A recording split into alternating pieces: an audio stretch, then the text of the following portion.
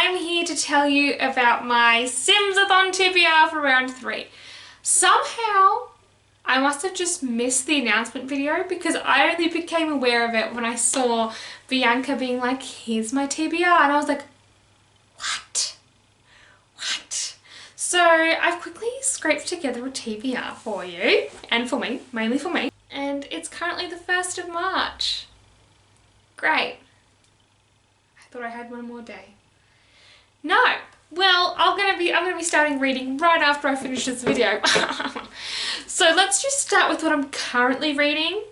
I do want to try and get through these first, or at least on the way to doing all of that. So first I'm reading Dark Dawn by J. Kristoff. I'm like just over halfway, and I don't really think I can power through this. This is good. I'm just really like on edge for how it's going to end because I don't think it's going to be happy. Also next I have Ghosts of the Shadow Market by Cassandra Clare.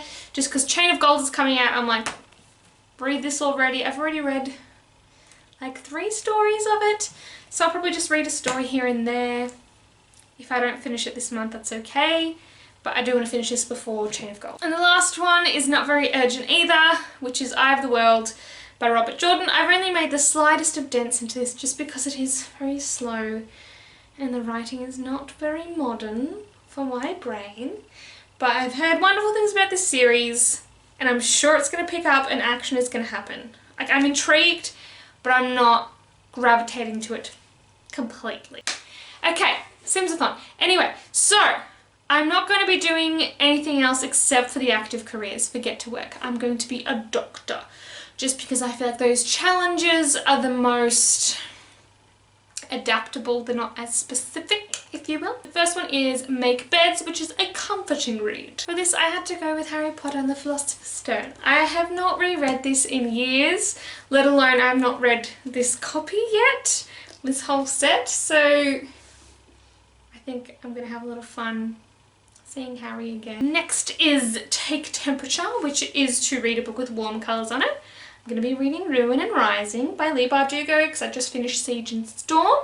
The second book definitely picked up for me, but still I just have this like slight gripe with the series where I feel that just not much happens in each book. The second book was a bit better at that, but just see the pacing, I'm like, okay, whoa. So I want to see what this is about, if she ends up with anyone, if this makes me more sense about why people like the Darkling, and then hopefully head on to the Six of Crows duology before Netflix drops it. And I'm so behind. So yes. Also this one is so beautiful, it's got a shiny open page. Alright, next is X-Ray, which is to read something insightful. I wasn't sure what to read for this one, because I was like, okay, well, anything can be insightful. And is it insightful if you already kind of know about it?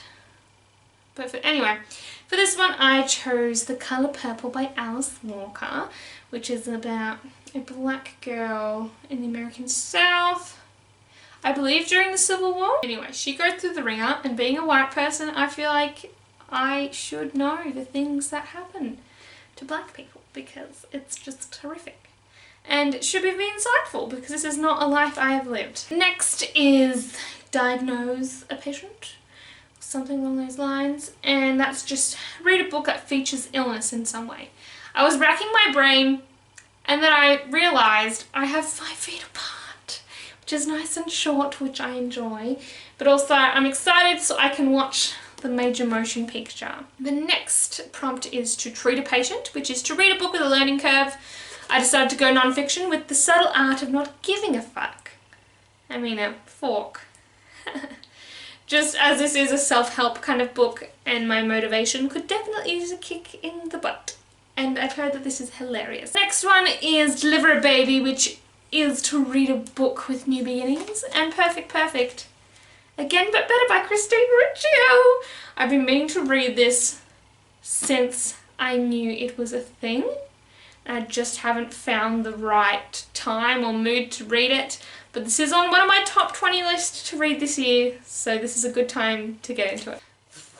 The next one is To Perform Surgery, which is to read a book with beautiful prose. I found this difficult to pick because I don't know what the writing is if I haven't read the book, you know? So I did a little bit of search And this was kind of what I was thinking anyway, and so I'm going to read The Book Thief. Hopefully. I want to read The Book Thief. Why haven't I read this yet? I hope it makes me cry. I know I love it already because the first few pages gripped me and then I put it down because I'm an idiot. The next prompt is Attend to an Emergency, which is a book under 200 pages. And I'm going to read The Great Gatsby for that.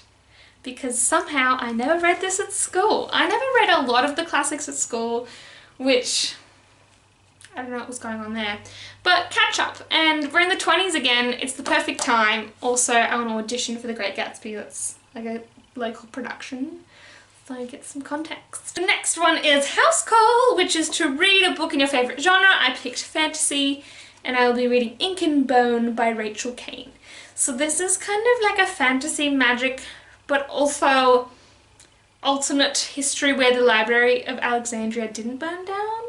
At least like that's what I'm getting from this, and I'm very, very keen. The last one is Outbreak, which is to read a dystopian. I've already read so many that I wasn't sure if I had any left on my shelves, but I have a library book out, which is The Rose Society by Marie Lu. So I read The Young Elites, I think in January? Yeah, in January. It was a bit slow, but the ending really picked up, and I like Marie, why can I not say her name? I like Marie Lu enough to stick out the entire series. I really enjoyed Legend series.